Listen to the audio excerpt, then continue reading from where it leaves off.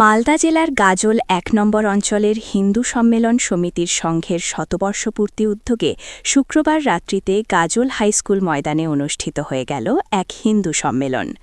ধর্মীয় ভাবগাম্ভীর্য ও উৎসবমুখর পরিবেশে এই সম্মেলন ঘিরে ব্যাপক উৎসাহ উদ্দীপনা লক্ষ্য করা যায়। সম্মেলনের সূচনা হয় বিশেষ অতিথি ও স্বামীজিদের চন্দনের ফোঁটা দিয়ে বরণ করার মধ্য দিয়ে।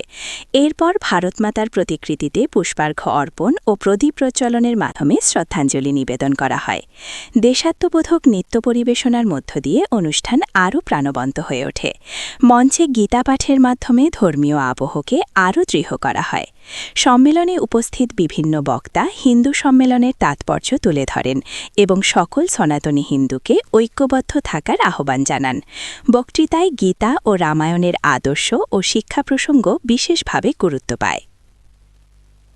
রাত্রিবেলায় ভারত সেবা আশ্রমের স্বামীজির মাধ্যমে হিন্দু সম্মেলন ময়দানে অনুষ্ঠিত হয় এক মহা শান্তিযজ্ঞ অনুষ্ঠান।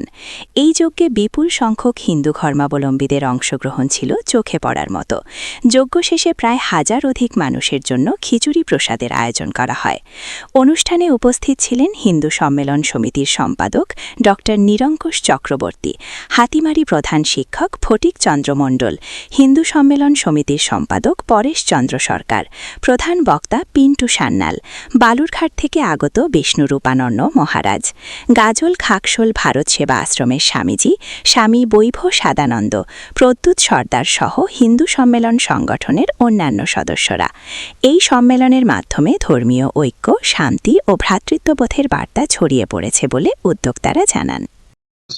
সেবক সংঘের পক্ষ থেকে এই গাজল হাই স্কুল ময়দানে হিন্দু ধর্ম সম্মেলন আয়োজন করা হয়েছিল। সেই সম্মেলনের অতিথিরূপে আমন্ত্রিত ছিলাম।